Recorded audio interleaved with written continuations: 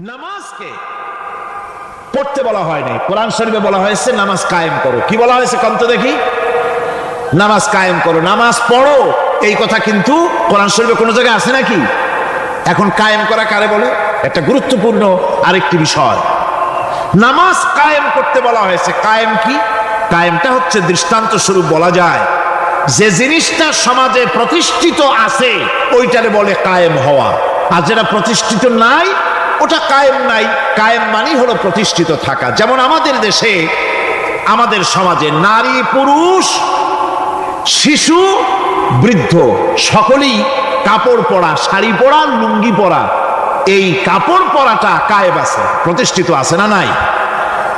যার কারণে কাপড় পরা সমাজে কায়েম আছে বলে উলঙ্গ মানুষ সমাজে খুঁজে পাওয়া যায় না, পাগল ছাড়া। ঠিক কিনা? একটা বাচ্চাকেও যদি উলঙ্গ হতে বলেন এখানে, 5 বছর 6 বছর একটা বাচ্চাকেও, সে কিন্তু রাজি হবে না। ঠিক কিনা?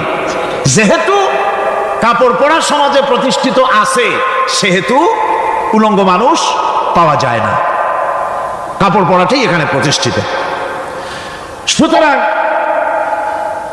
এখন অবস্থাটা এই হয়েছে, কাপড় পরা প্রতিষ্ঠিত আছে বলে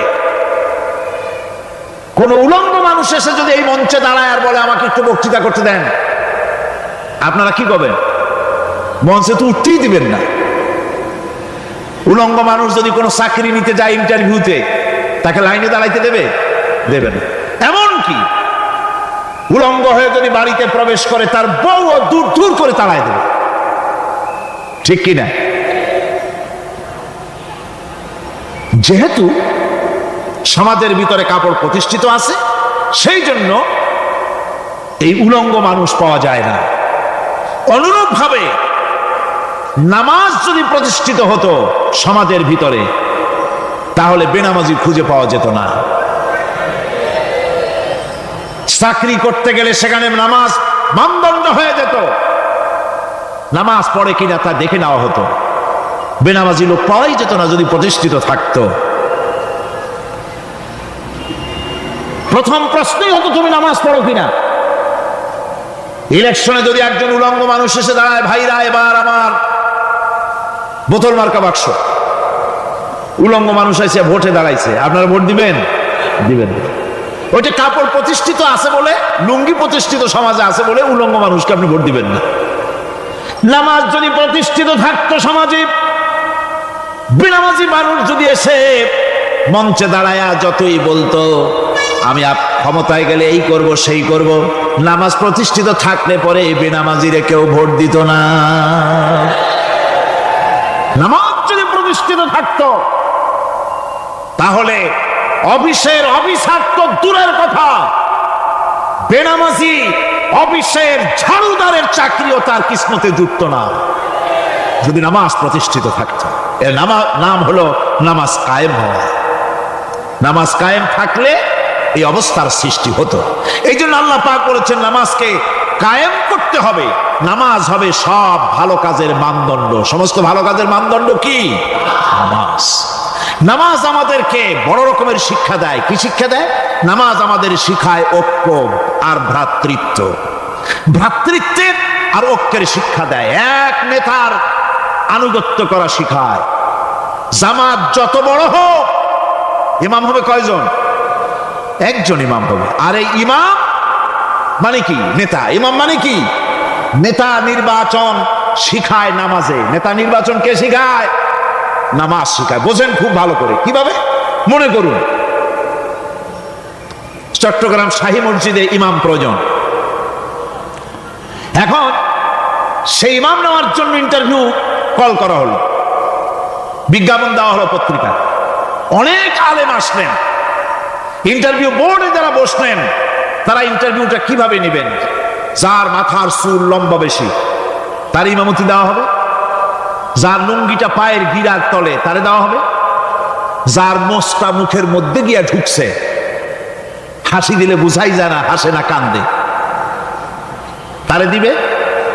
দাড়িগুলা কামাইছে তারে দেবে। সিগারেট খায় বা অবশ্য চট্টগ্রাম আর সিলেটে সিগারেটের ফতোয়া ভিন্ন রকম। বরিশালে আমি যেখানে জন্মগ্রহণ করেছি আমার এলাকায় কোনো আলেম যদি সিগারেট খায়, মসজিদের ইমাম তো ভালো, মসজিদ ঝাড়ু দিতেও ঢুকতে দেবে না মসজিদে।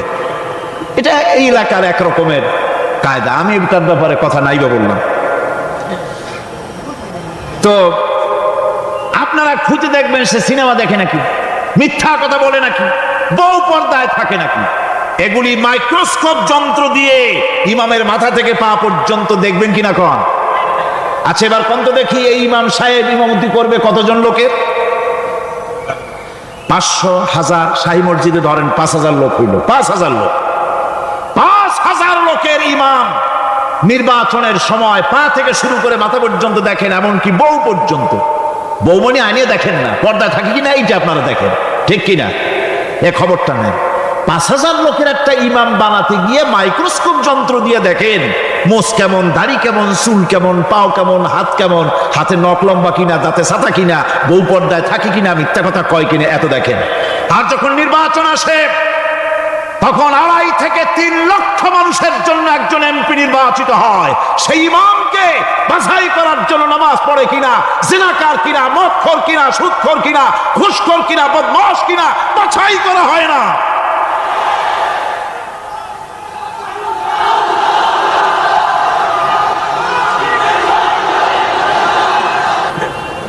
নামাজ আমাদেরকে এটা শিখায় ইমাম কেমনে বানাইতে হবে। কোন সুবহানাল্লাহ। নামাজ ঐক্য শিখায়, নামাজ ভ্রাতৃত্ব শিখায়, নামাজ পারস্পরিক মহব্বত শিখায়, নামাজ নেতা কেমন হওয়া উচিত, নেতা নির্বাচন শিখায়।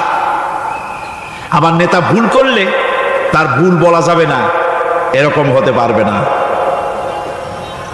নামাজের ভিতরে ইমাম যদি ভুল করলে আপনি লোকমা দিবেন, সুবহানাল্লাহ, আল্লাহু আকবার বলবেন। যদি তিনি সংশোধন না হলেন আবার দেন, তাতেও সংশোধন হলো না আবার দেন। 3 বার লোকমা দেওয়ার পর যদি ভুল সংশোধন না করে নামাজ ছেড়ে দেন, ইমামকে বের করে দেন, নতুন ইমাম নিয়োগ করেন। যারা ক্ষমতায় যাবে, আপনি রাষ্ট্রের ইমাম যারে বানাবেন, সেই রাষ্ট্রীয় ইমাম যদি জনগণের ইচ্ছার বিরুদ্ধে যদি চলে, 1 বার লোকমান দেন, 2 বার লোকমান দেন, 3 বার দেন, তারপরেও যদি না নামে, ঘাট ধরে নামেন। নামাজ আপনাকে নেতা নির্বাচন, নেতাকে প্রতিষ্ঠিত রাখা, নেতার আনুগত্য আপনাকে শেখায়। নামাজ লাইন সোজা করে দাঁড়াতে হবে। লাইন যদি বাঁকা করেন আপনার কলজেটা ওরকম বাঁকা হয়ে যাবে। কোন নাউযুবিল্লাহ। নামাজের কাতারে যার কারণে নামাজের কাতার বাঁকা হবে, পুরা কাতারের জন্য আল্লাহর কাছে ওই লোকটা দায়ী হয়ে যাবে। নামাজ শৃঙ্খলা শিখায়। সুবহানাল্লাহ কইতে ইচ্ছা করে না? নামাজ শৃঙ্খলা শিখায়, শৃঙ্খলা বোধ শিখায়, সোজা হয়ে দাঁড়া। তারপরে ঐক্য এবং মহব্বত শিখায়। নামাজের ভিতরে যখন দাঁড়ায় গেলেন, আমির দাঁড়ালো, ফকির দাঁড়ালো, মন্ত্রী দাঁড়ালো, তার ড্রাইভারও দাঁড়ায় গেল, একই কাতারে দাঁড়ায় গেছে। নামাজ পড়তে গিয়ে ড্রাইভারের পাও গিয়ে লেগেছে মন্ত্রীর গায়ে। নামাজ শেষ হওয়ার পর মন্ত্রীর বাবার ক্ষমতা নাই এ কথা বলার যে বেটা ড্রাইভার সলিমদ্দি, তোর পাও লেগেছে আমার পায়ে, তোর চাকরি শুদ্ধা দোজকে পাঠায় দেব। পারবে বলতে? পারবে না। মিয়া মন্ত্রী সাহেব, এটা তোমার সেক্রেটারিয়েট না, এটা আল্লাহর ঘর। এটা কার ঘর? এক হি সব মে খড়ে হো গয়ে মাহমুদ ও আয়াজ, এক হি সব মে খড়ে হো গয়ে महमूद आयाज, न कोई बंदा रहा न कोई बंदा नवाज। একই কাতারে দাঁড়িয়ে গেছে সম্রাট মাহমুদ আর চাকর আয়াজ। এখন সম্রাট মাহমুদও নাই, চাকর আয়াজও নাই, সম্রাট আর চাকর দুজনই আল্লাহ পাকের গোলাম হয়ে গিয়েছে। তুমি মসজিদে এসেছো, তুমি আল্লাহর গোলাম। কার গোলাম? আল্লাহ পাকের গোলাম। এই জিনিস শিখায় নামাজ। নামাজ শিখায় মানুষকে পাঞ্চুয়ালিটি, নিয়মানুবর্তিতা, সময়ের জ্ঞান শিখায় নামাজ। নামাজ মানুষকে কি শিখায়? আল্লাহ রাব্বুল আলামিন বলছেন, ইন্নাস সালাতা কানাত আলাল মুমিনিনা কিতাবাম মাওকুতা। নিঃসন্দেহে নামাজ মুমিনদের নিয়মানুবর্তিতার সাথে ফরজ করা হয়েছে তাদের উপরে, নিয়মানুবর্তিতার উপরেই, সময়ের উপরে নামাজকে ফরজ করা হয়েছে। আপনার আন্দাজ মতো আপনি পড়তে পারবেন না, সময় মতো পড়তে হবে, আল্লাহ রক্তে পড়তে হবে। আমার দেশের মসজিদগুলিতে ফজরের নামাজ পড়া হয় এমন সময় পূর্ব দিক ফর্সা হয়ে যায়। ইমাম সাহেব যদি ভুল করে নামাজ যদি দোহরাতে যান তাহলে সূর্য উদয় হয়ে যাবে, এমন অবস্থা। নামাজ এত দেরিতে পড়া হয়। প্রত্যেক ওয়াক্তের নামাজ আল্লাহ রক্তে পড়ার জন্য রাসূল সাল্লাল্লাহু আলাইহি ওয়াসাল্লাম তাগিদ করেছেন। সময়ের দিকে লক্ষ্য রাখতে বলা হয়েছে। যেই জাতি, লক্ষ্য করুন, যে জাতি দৈনিক 5 বার টাইমলি, অক্ত মতো, সময় মতো নামাজ আদায় করতে হয়, দুর্ভাগ্যজনক সত্য, সেই জাতির কাছে সময়ের কোনো দাম নাই। সময়ের দাম। 9টার গাড়ি কয়টায় আসবে? 9টার গাড়ি কয়টায় আসবে? একদিন দেখা গেল সত্যি 9টার সময় এসে গেছে। যাত্রীরা বলছে মাশাআল্লাহ, অন্তত একটা দিন তো 9টার সময় আসলো। স্টেশন মাস্টার বলছে না, খুশি হওয়ার কারণ নাই, আজকের না, এটা গতকালকেরটা। আমার আমেরিকার সফরের সময়, যে বাড়িতে আমি আমেরিকায় থাকি, কুইন্স এলাকায়, নিউ ইয়র্ক সিটিতে, সে বাড়িওয়ালা চাকরি করে। সে আমাকে বলল 10টি বছর আমি একটা ট্রেনে যাতায়াত করি। সে বলছে রাত 3:45টায় ট্রেনটা আসে, ওই ট্রেনে চড়ে সে তার কর্মস্থলে যায়। বলল 10টা বছর আমি এখানে আছি, 10 বছরের ভিতরে এই ট্রেনটা 1 মিনিটের জন্য এদিক ওদিক করলো না, ঠিক 3:45টায় এসে হাজির হয়ে গেছে। ঝড় হোক, বৃষ্টি হোক, স্নো পড়ুক, বরফ পড়ুক, টাইমলি চলতেছে। দুনিয়ায় ভিন্ন জাতিরা যে উন্নতি করে তার পেছনে সময়ের জ্ঞান তাদের অনেক বেশি আমাদের থেকে, কথা ঠিক কিনা? আমাদের সময়ের জ্ঞান নাই, সময়ের কোনো মূল্য আমরা দেই না। 2টার সময় মিটিং হবে, মন্ত্রী সাহেব আসেন 5টার সময়, ঠিক কিনা? বক্তৃতার জন্য সময় দেওয়া হয়েছে 20 মিনিট, নাহমাদু ওয়া নুসাল্লি আলা কইয়া সুর দিয়া 35 মিনিট গেছে নাহমাদু কইতে কইতে। সময় 20 মিনিট, তার মনেই নেই। এই যে সময়ের জ্ঞান নাই, এটা ব্যর্থ। নামাজ মানুষকে সময়ের জ্ঞান শিখায়, কোন আলহামদুলিল্লাহ। এই সময়ের জ্ঞান আমাদেরকে শিখতে হবে। এবার আমি আপনাদের সামনে বলতে চাই, আল্লাহর নবী জনাবে মুহাম্মদ রাসূলুল্লাহ সাল্লাল্লাহু আলাইহি ওয়াসাল্লাম নামাজের ব্যাপারে কি বলছেন। এতক্ষণ তো আল্লাহর কথা শোনালাম, কার কথা শোনাইছে? আমার আল্লাহর নবী বলেন, নবীকে প্রশ্ন করা হলো, ইয়া রাসূলুল্লাহ আইয়ু শাইইন আহাব্বু ইনদাল্লাহি ফিল ইসলাম, ইসলামের মধ্যে আল্লাহর কাছে কোন জিনিসটা বেশি প্রিয়? আল্লাহর কাছে ইসলামের কোন জিনিসটা বেশি প্রিয়? হুজুর বললেন, as-salatu liwaqtiha, মান তারাকা সালাতান ফালা দীন লাহু ওয়াস-সালাতু ইমাদুদ্দিন। আল্লাহর কাছে সবচাইতে বেশি প্রিয় হচ্ছে নামাজ। সবচাইতে প্রিয় কি? নামাজ। ওয়াক্ত মতো নামাজ আদায় করা আল্লাহ পাকের বেশি প্রিয়। আর এই নামাজ হচ্ছে দ্বীনের খুঁটি। এটা দ্বীনের কি? খুঁটি। এই যে খুঁটিগুলো আছে, খুঁটিগুলো ফালাই দিলে তারপর আপনার এই প্যান্ডেল থাকবে? থাকবে না। বিল্ডিং এর পিলার ভেঙে দেন, বিল্ডিং টিকবে? ঘরের খুঁটিগুলি উড়ায় ফেলেন, ঘর টিকবে?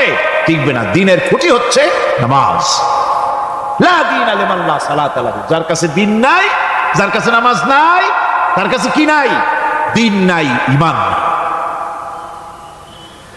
আল্লাহর নবী বলেছেন, ওয়ান জাবির রাদিয়াল্লাহু তাআলা আনহু قال قال رسول الله صلى الله عليه وسلم بين العبد وبين الكفر ترك الصلاة।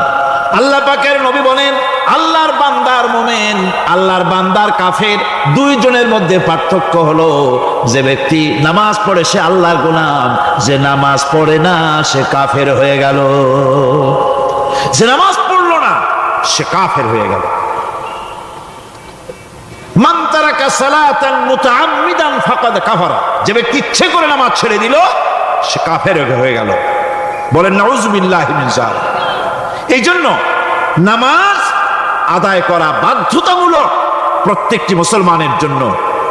রাসূল করিম সাল্লাল্লাহু আলাইহি ওয়াসাল্লাম একটা দৃষ্টান্ত দিয়েছেন। কারো বাড়ির সামনে যদি একটা নাহার থাকে, একটা পুকুর থাকে, একটা খাল থাকে প্রবাহিত, এতে যদি ওই বাড়িওয়ালা দৈনিক 5 বার গোসল করে তাহলে তার গায়ে কি কোনো ময়লা থাকে? হুজুর সাহাবীরা বললেন না হুজুর, থাকে না। হুজুর বললেন এটাই হলো আমাদের দৃষ্টান্ত, 5 ওয়াক্ত নামাজ যে আদায় করবে সে গুনাহ থেকে আল্লাহ পাক তাকে পবিত্র করে দিবেন। সুবহানাল্লাহ বিহামদিহি। আমার ভাইরা, নামাজ পড়লে পরে এক জুমা থেকে আর এক জুমা পর্যন্ত মানুষ যে সমস্ত গুনাহ করে, কবিরা গুনাহগুলি বাদে, শিরক আর কবিরা গুনাহগুলি বাদে যত গুনাহ আছে তার কাফারা হয়ে যায়। নামাজ যে সঠিকভাবে আদায় করবে, এই নামাজটা একটা কঠিন কাজ। নামাজটা কি কাজ? কে বলতেছেন এ কথা? আল্লাহ পাক। ওয়া ইন্নাহা লাকাবীরাতুন ইল্লা আলাল খাশিঈন। নামাজ একটা ভারী জিনিস, একটা কঠিন জিনিস। কাদের জন্য কঠিন নয়? যারা নাকি আল্লাহ পাককে ভয় করে। আল্লাযীনা ইয়াযুন্নুনা আন্নাহুম মুলাকু রাব্বিহিম ওয়া আন্নাহুম ইলাইহি রাজিউন। যারা নাকি একথা মনের ভিতরে ধারণা করে যে আল্লাহ রাব্বুল আলামিনের দরবারে আমার হাজির হওয়া লাগবে, মোলাকাত করা লাগবে, এই চিন্তা যারা করে তাদের জন্য নামাজ মোটেই কষ্টকর নয়, নামাজ মোটেই তাদের জন্য অসহনীয় নয়, বোঝা নয়, ভার নয়। তারা নামাজ আদায় ঠিকই করবে।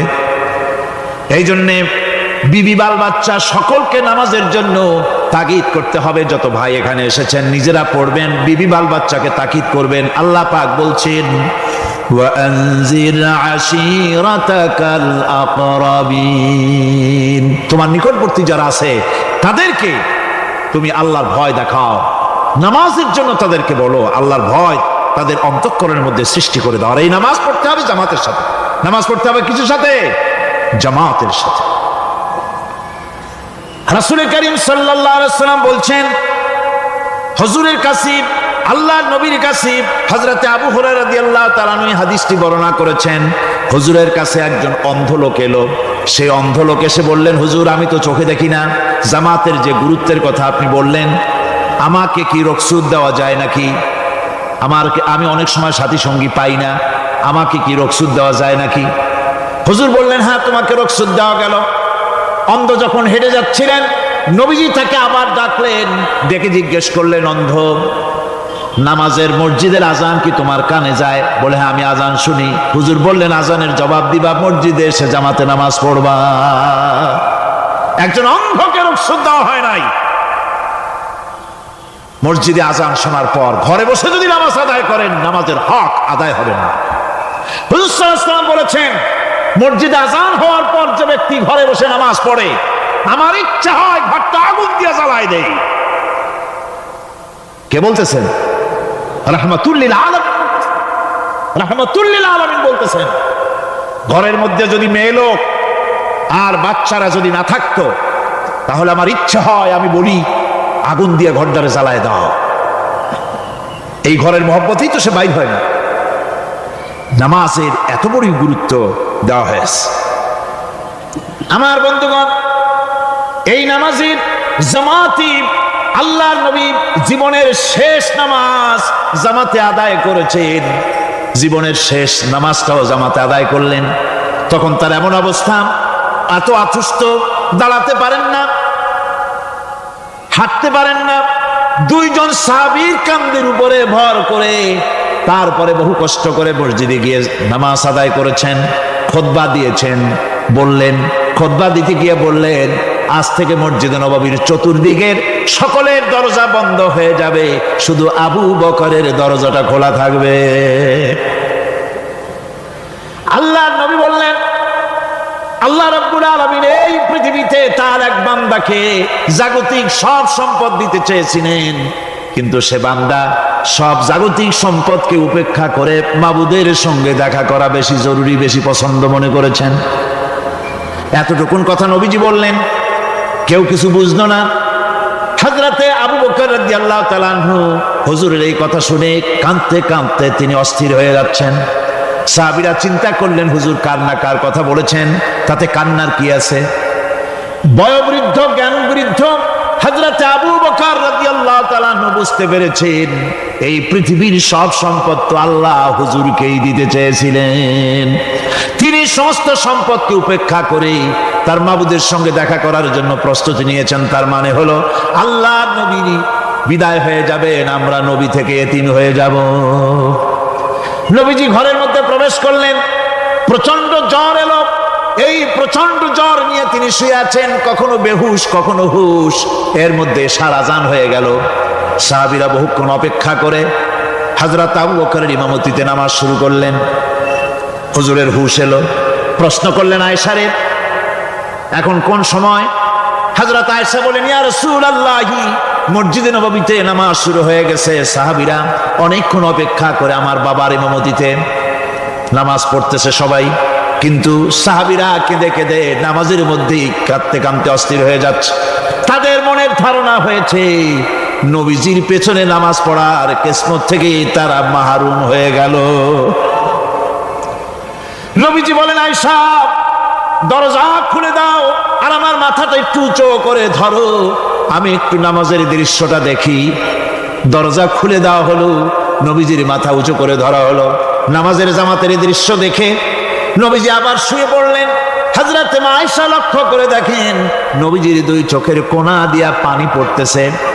মা আয়েশা জিজ্ঞেস করেন, ইয়া রাসূলুল্লাহ, নামাজের দৃশ্য দেখে চোখে কেন পানি এলো? হুজুর বলেন, আয়েশা রে, এটা কোনো দুঃখের পানি নয়, এটা তৃপ্তির পানি। এই যে জামাত নামাজ পড়তেছে লোকেরা, এই জামাত কায়েমের জন্য তায়েফের ময়দানে অনেক রক্ত আমার ঝরেছে। উহুদের ময়দানে দান্দান মুবারক শহীদ হয়েছে, সাহাবায়ে কেরাম জীবন দিয়েছে। এই যে জামাত আমি দেখতে পেলাম, ভবিষ্যতের একটা ছবি যেন চোখে ধরা পড়লো। আমার মনে হলো কিয়ামত পর্যন্ত এই পৃথিবীতে আমার যত উম্মত আসবে তারা এইভাবে করে জামাতে নামাজ আদায় করবে। নবীজির মাথার কাছে মালাকুল মউত যখন এসে গেছেন, আমার ভাইরা, এই পৃথিবীতে যত নবীরা এসেছিলেন মৃত্যুর সময় সমস্ত নবীরা শেষ কথা যেটা বলেছেন, হাদিস, সমস্ত নবীরা উম্মতের জন্য মৃত্যুর মুহূর্তে শেষ কথা যেটা বলেছেন সেটা হলো আসসালাত, আসসালাত, নামাজ, নামাজ। আমার নবী যখন বিদায় হয়ে যান, বিদায় মুহূর্তে মেয়ের কথা বললেন না, কলিজার টুকরা নাতির কথা বললেন না, জামাইয়ের কথা বললেন না, স্ত্রীর কথা বললেন না, মৃত্যুর সময় শেষ কথা বললেন আসসালাত, আসসালাত ওয়া মা মালাকাত আইমানুকুম, নামাজ, নামাজ, আমার উম্মতেরা নামাজ, আমার উম্মতেরা নামাজ ছেড়ে দিও না, নামাজ। যেই নবী উম্মতের জন্য এত কাঁদলেন, নামাজের জন্য এত কথা বলে গেলেন, আল্লাহ রাব্বুল আলামিন নামাজের জন্য এত নির্দেশ করলেন, নবী ইন্তেকালের সময় নামাজের কথা বলে দিলেন, সেই মুসলমান আজ নামাজ আদায় করে না। নামাজ পড়ে তো নামাজ শুদ্ধ হয় না। হযরতে হুযায়ফা রাদিয়াল্লাহু তাআলা আনহু তিনি একবার ইয়েমেন সফর করেছিলেন, এক মসজিদে নামাজ পড়লেন।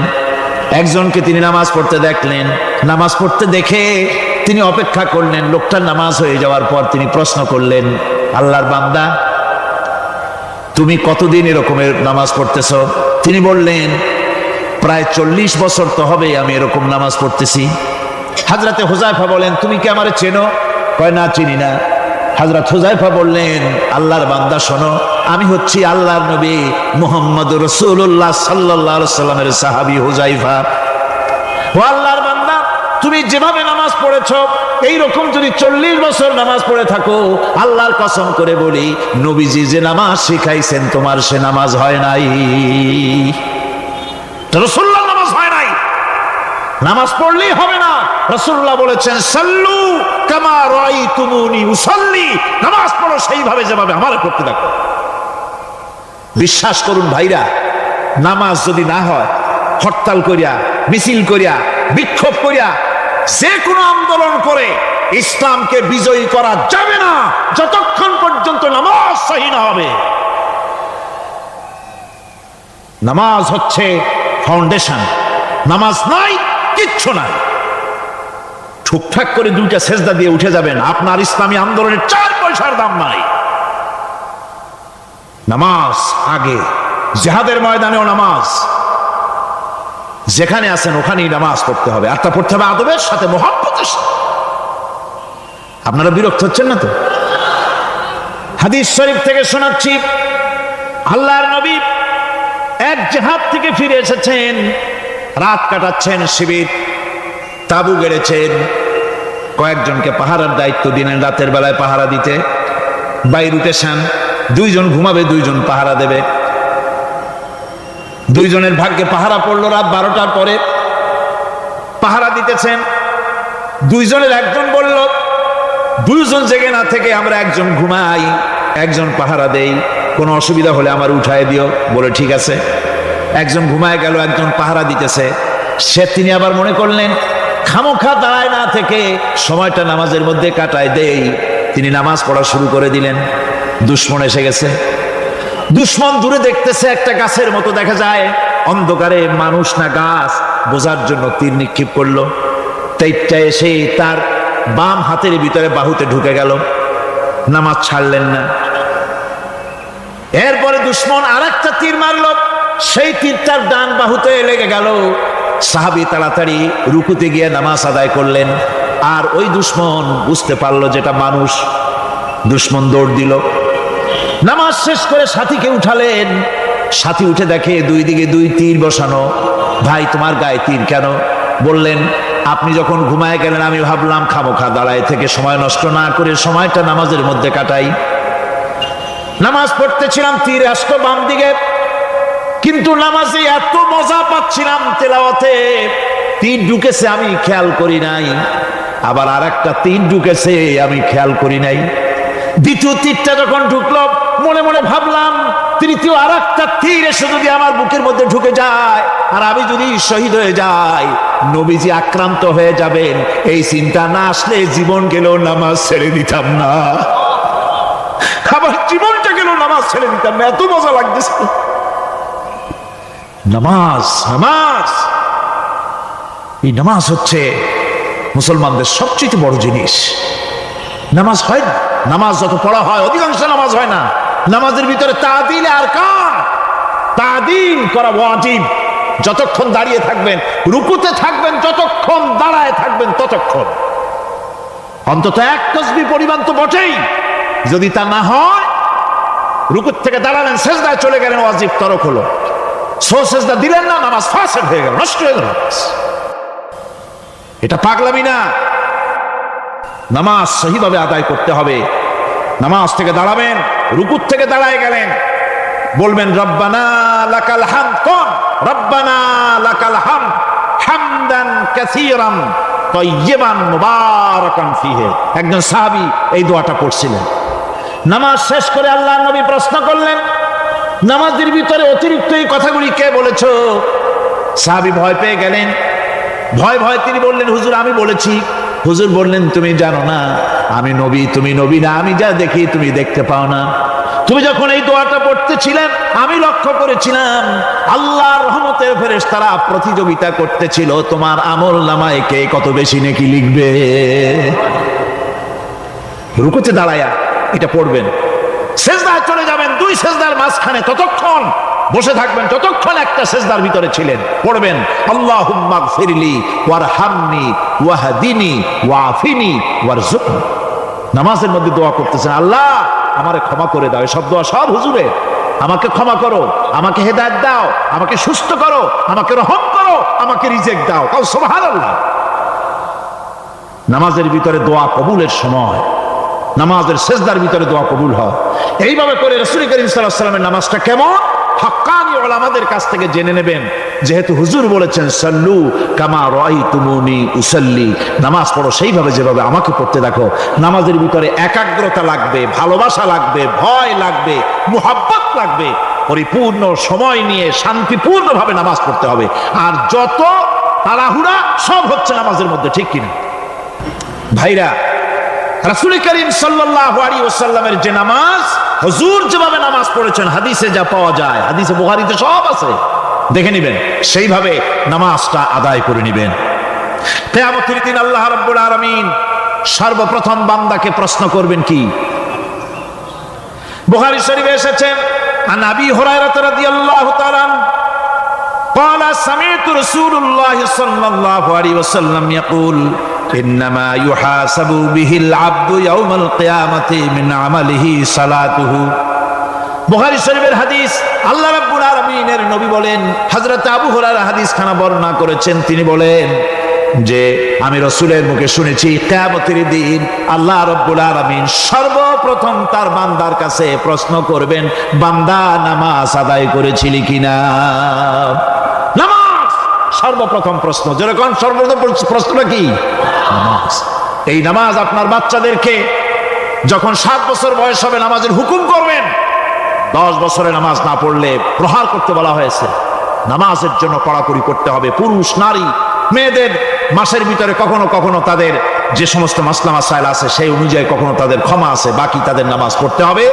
আর পুরুষের জন্য পাগল হয়ে যাওয়া বেহুশ হয়ে যাওয়া ছাড়া নামাজ মাপ নাই নামাজ পড়তেই হবে এই যে নামাজ না হলে ঈমান থাকবে না ঈমান নষ্ট হবে কিয়ামতে জাহান্নামে যাওয়া লাগবে এসব কথা শোনার পর আজকের তাফসীরুল কোরআন মাহফিলে আমরা কি ওয়াদা করতে পারি যে আমরা মালাকুল মউত যতক্ষণ পর্যন্ত আমাদের মাথার কাছে না আসবে নামাজ ছেড়ে দেব না এই ওয়াদা কি করতে পারি 2 হাত উঁচু করুন বলেন ইয়া আল্লাহ আমি তোমার নামে শপথ করছি যতদিন মালাকুল মউত আমার মাথার কাছে না আসতেছে ততদিন পর্যন্ত ফরজ নামাজ ফরজ রোজা ছেড়ে দেব না ইয়া আল্লাহ মৃত্যু পর্যন্ত আমার এই ওয়াদা পালনের